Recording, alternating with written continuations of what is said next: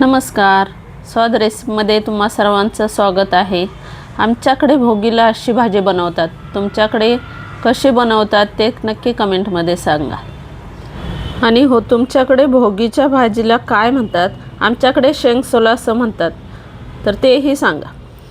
घेवड्याची शेंग आणि इतर भाज्या मिसळून केलेली ही भाजी तीळ लावून केलेल्या बाजरीच्या गरमागरम भाकरीबरोबर अप्रतिम लागते, त्यामुळे एकदा नक्की बनवून पहा। चला तर मग रेसिपीला सुरुवात करूया। येथे मी कढईमध्ये 2 ते 3 चमचे तेल गरम करून घेतलेलं आहे।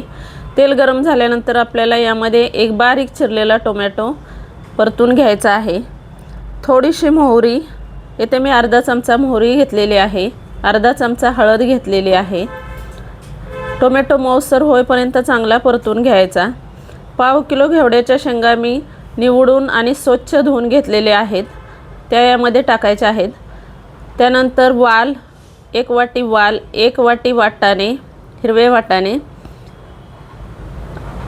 अर्धी वाटी बारीक चिरलेलं गाजर आणि ओले चणे येथे मी घातलेले आहेत। थोडेसे भिजवलेले शेंगदाणे आणि 1 वांग बारीक चिरलेलं आहे। हे सर्व आपल्याला यामध्ये मिसळून घ्यायचं आहे। भोगीच्या दिवशी भाजी बनवताना यामध्ये एक बोरही घातलं जातं, जेणेकरून त्यासाठी आंबटपणा येतो। हे सर्व आपल्याला तेलामध्ये छान असं परतून घ्यायचं आहे आणि त्यामध्ये नंतर लाल मिरची पावडर घालायची आहे। येथे मी 1.5 चमचा लाल मिरची पावडर घातलेली आहे आणि 1 चमचा गरम मसाला घातलेला आहे।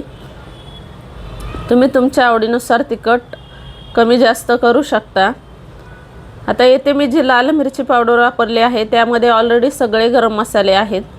हे चांगलं परतून झाल्यानंतर शिजण्यासाठी आपल्याला 1 ते 1.5 ग्लास पाणी यामध्ये ओतायचं आहे आणि उकळी येईपर्यंत शिजवून घ्यायचं आहे। उकळी आल्यानंतरच यामध्ये आपल्याला मीठ घालायचं आहे। उकळी आल्यानंतर मी येथे 1 ते 1.5 चमचा मीठ घातलेलं आहे आणि पुन्हा हे चांगलं शिजवून द्यायचं आहे। आता येथे मी हे झाकून ठेवते, जेणेकरून हे शिजण्यासाठी एक 10 मिनिट ठेवलं जाईल। 10 मिनिटानंतर याच्यामध्ये तिळाचं कूट अर्धी वाटी आणि 1 वाटी मी शेंगदाण्याचं कूट घातलेलं आहे। तीळ भाजून मगच याचं मिक्सरला बारीक कूट करून घ्यायचं आहे। शेंगदाणे सुद्धा भाजून मिक्सरला बारीक करून घेतलेले आहेत। असं 1 वाटी शेंगदाण्याचं कूट आणि तिळाचं कूट मी अर्धी वाटी घातलेलं आहे, त्यामुळे ह्या आपल्या भाजीला मस्त अशी चव येते तिळामुळे। आणि हे पुन्हा शिजवून घ्यायचं आहे। आता याच्यामध्ये जे आपण पाणी घातलेलं होतं शिजण्यासाठी ते पूर्णतः आटलेलं आहे आणि यामध्ये आपली ही भाजी शिजलेली आहे। तुम्ही चेक करू शकता भाज्या शिजलेल्या आहेत की नाही, हाताने पाहू शकता एक एक करून। आता ह्या माझ्या 1 ते 1.5 ग्लास पाण्यामध्ये सर्व शिजलेलं आहे। आता यामध्ये आपल्याला वरून कोथिंबीर घालायची आहे।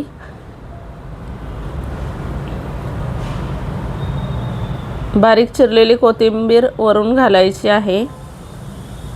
आमच्याकडे अशा पद्धतीने भोगीला ही शेंगसोला याला म्हणतात, अशी भाजी बनवली जाते। तुमच्याकडे कशी बनवतात नक्की कमेंटमध्ये सांगा आणि व्हिडिओ आवडल्यास लाईक, शेअर आणि कमेंट करा, सबस्क्राईब करा।